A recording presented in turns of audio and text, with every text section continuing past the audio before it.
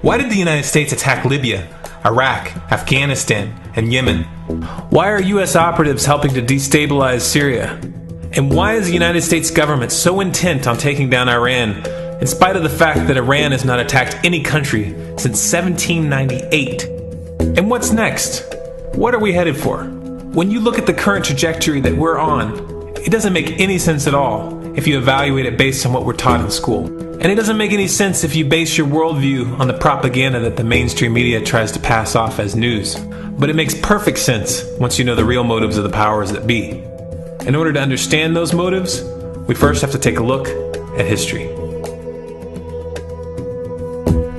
In 1945, the Bretton Woods Agreement established the dollar as the world reserve currency, which meant that international commodities were priced in dollars. The agreement, which gave the United States a distinct financial advantage, was made under the condition that those dollars would remain redeemable for gold at a consistent rate of $35 per ounce. The United States promised not to print very much money, but this was on the honor system, because the Federal Reserve refused to allow any audits or supervision of its printing presses. In the years leading up to 1970, expenditures in the Vietnam War made it clear to many countries that the U.S. was printing far more money than it had in gold. And in response, they began to ask for their gold back. This, of course, set off a rapid decline in the value of the dollar. The situation climaxed in 1971 when France attempted to withdraw its gold and Nixon refused. On August 15th, he made the following announcement. I have directed the Secretary of the Treasury to take the action necessary to defend the dollar against the speculators. I have directed Secretary Connally to suspend temporarily the convertibility of the dollar into gold or other reserve assets, except in amounts and conditions determined to be in the interest of monetary stability and in the best interest of the United States. This was obviously not a temporary suspension, as he claimed, but rather a permanent default. And for the rest of the world who had entrusted the United States with their gold, it was outright theft. In 1973, President Nixon asked King Faisal of Saudi Arabia to accept only US dollars as payment for oil and to invest any excess profits in US Treasury bonds, notes, and bills. In return, Nixon offered military protection for Saudi oil fields. The same offer was extended to each of the world's key oil-producing countries, and by 1975, every member of OPEC had agreed to only sell their oil in US dollars. The act of moving the dollar off of gold and tying it to foreign oil instantly forced every oil-importing country in the world to start maintaining a constant supply of Federal Reserve paper. And in order to get that paper, they would have to send real physical goods to America. This was the birth of the petrodollar.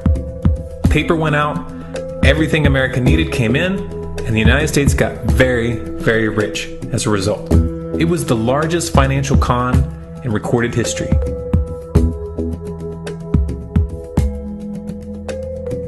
The arms race of the Cold War was a game of poker.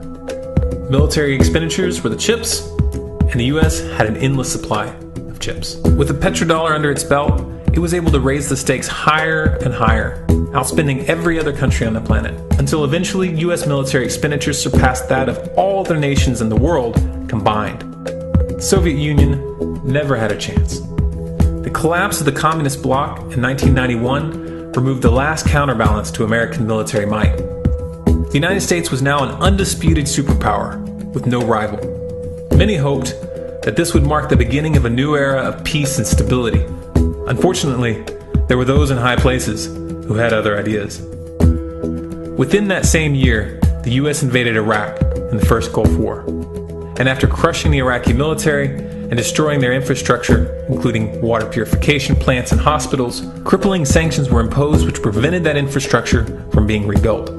These sanctions, which were initiated by Bush Sr. and sustained throughout the entire Clinton administration, lasted for over a decade and were estimated to have killed over 500,000 children. The Clinton administration was fully aware of these figures. We have heard that 500,000 children have died. I mean, that's more children than died in Hiroshima. And you know, is the price worth it? I think this is a very hard choice, but we think the price is worth it. Miss Albright, what exactly was it that was worth killing 500,000 kids for?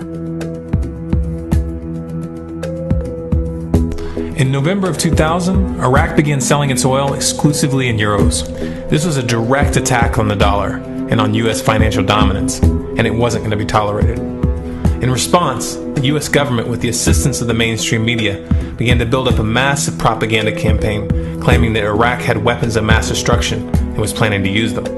In 2003, the U.S. invaded, and once they had control of the country, oil sales were immediately switched back to dollars. This is particularly notable due to the fact that switching back to the dollar meant a 15 to 20% loss in revenue due to the euro's higher value.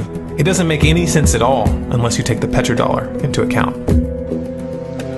So I came back to see him a few weeks later, and by that time we were bombing in Afghanistan. I said, "Are we still going to war with Iraq?" And he said, "Oh, it's worse than that."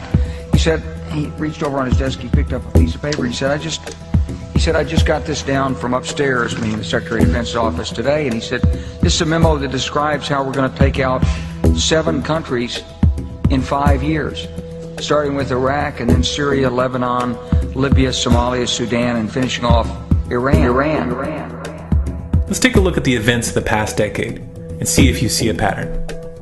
In Libya, Gaddafi was in the process of organizing a bloc of African countries to create a gold-based currency called the dinar, which they intended to use to replace the dollar in that region. US and NATO forces helped destabilize and topple the Libyan government in 2011, and after taking control of the region, US armed rebels executed Gaddafi in cold blood and immediately set up the Libyan central bank. Iran has been actively campaigning to pull oil sales off of the dollar for some time now, and it has recently secured agreements to begin trading its oil in exchange for gold. In response, the US government, with mainstream media assistance, has been attempting to build international support for military strikes on the pretext of preventing Iran from building a nuclear weapon. In the meantime, they established sanctions which US officials openly admit are aimed at causing a collapse of the Iranian economy. Syria is Iran's closest ally, and they are bound by mutual defense agreements. The country is currently in the process of being destabilized with covert assistance from NATO, and though Russia and China have warned the United States not to get involved, the White House has made statements within the past month indicating that they are considering military intervention. It should be clear that military intervention in Syria and Iran isn't being considered. It's a foregone conclusion, just as it was in Iraq and Libya. The US is actively working to create the context which gives them the diplomatic cover to do what they already have planned. The motive for these invasions and covert actions becomes clear when we look at them in their full context and connect the dots. Those who control the United States understand that even if a few countries begin to sell their oil in another currency, it will set off a chain reaction and the dollar will collapse. They understand that there is absolutely nothing else holding up the value of the dollar at this point, and so does the rest of the world. But rather than accepting the fact that the dollar is nearing the end of its lifespan, the powers that be have made a calculated gambit. They have decided to use the brute force of the US military to crush each and every resistant state in the Middle East and Africa. That in itself would be bad enough, but what you need to understand is that this is not going to end with Iran. China and Russia have stated publicly and on no uncertain terms that they will not tolerate an attack on Iran or Syria. Iran is one of their key allies, one of the last independent oil producers in the region, and they understand that if Iran falls, then they will have no way to escape the dollar without going to war. And yet the United States is pushing forward in spite of the warnings. What we are witnessing here is a trajectory that leads straight to the unthinkable. It's a trajectory that was mapped out years ago in full awareness of the human consequences. But who was it that put us on this course? What kind of psychopath is willing to intentionally set off a global conflict that will lead to millions of deaths just to protect the value of a paper currency? It obviously isn't the president. The decision to invade Libya, Syria, and Iran was made long before Obama had risen to the national spotlight. And yet, he's carrying out his duty just like the puppets that preceded him. So who is it that pulls the strings? Often the best answer to questions like this are found by asking another question. Qui bono? Who benefits? Obviously, those who have the power to print the dollar out of thin air have the most to lose if the dollar were to fall. And since 1913, that power has been held by the Federal Reserve. The Federal Reserve is a private entity owned by a conglomerate of the most powerful banks in the world. And the men who control those banks are the ones who pull the strings. To them, this is just a game. Your life and the lives of those you love are just pawns on their chessboard. And like a spoiled 4-year-old who tips the board onto the floor when they start to lose, the powers that be are willing to start World War III to keep control of the global financial system. Remember that when these wars extend and accelerate. Remember that when your son or your neighbor's son comes back home in a flag-draped coffin. Remember that when they point the finger at the new boogeyman, because the madmen who are running this show will take this as far as you allow them to. So how much time do we have left? It's a question I hear constantly, but it's the wrong question. Asking how much time we have left is a passive posture. It's the attitude of a prisoner who's waiting to be taken out to a ditch and shot in the back of the head. What are our chances? Can we change course? Also the wrong question. The odds don't matter anymore. If you understand what we're facing, then you have a moral responsibility to do everything in your power to alter the course that we're on, regardless of the odds. It's only when you stop basing your involvement on the chances of success that success actually becomes possible. To strip the ill-begotten power from the financial elites and to bring these criminal cartels to justice will require nothing less than a revolution. The government is not going to save us. The government is completely infiltrated and corrupt to the core. Looking to them for a solution at this point is utterly naive. There are 3 stages of revolution, and they are sequential. Stage 1 is already underway. Stage 1 is the ideological resistance. In this stage, we have to actively work to wake up as many people as possible about what is happening and the direction we're headed. All revolutions originate from a shift in the mindset of the population, and no other meaningful resistance is possible without it. Success in this stage of the game can be measured by the contagion of ideas. When an idea reaches critical mass, it begins to spread on its own and seeps into all levels of society. In order to achieve that contagion, we need more people in this fight. We need more people speaking out, making videos, writing articles, getting this information onto the national and international stage. And we especially need to reach the police and the military.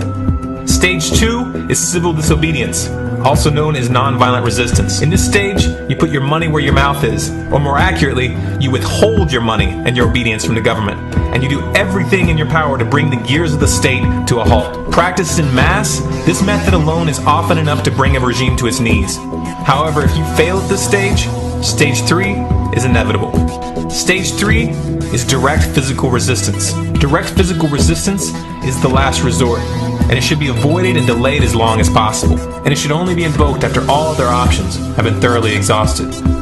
There are those who talk tough and claim that they will resist when the time comes. But what those people fail to realize is that if you are inactive during the first 2 stages and save your efforts for the last resistance, then you will fail. When the Nazis were moving door to door, dragging people out of their homes in Germany, that was the time to fight back physically. But due to the lack of ideological resistance and civil disobedience leading up to that moment, even an armed uprising would have likely failed at that point.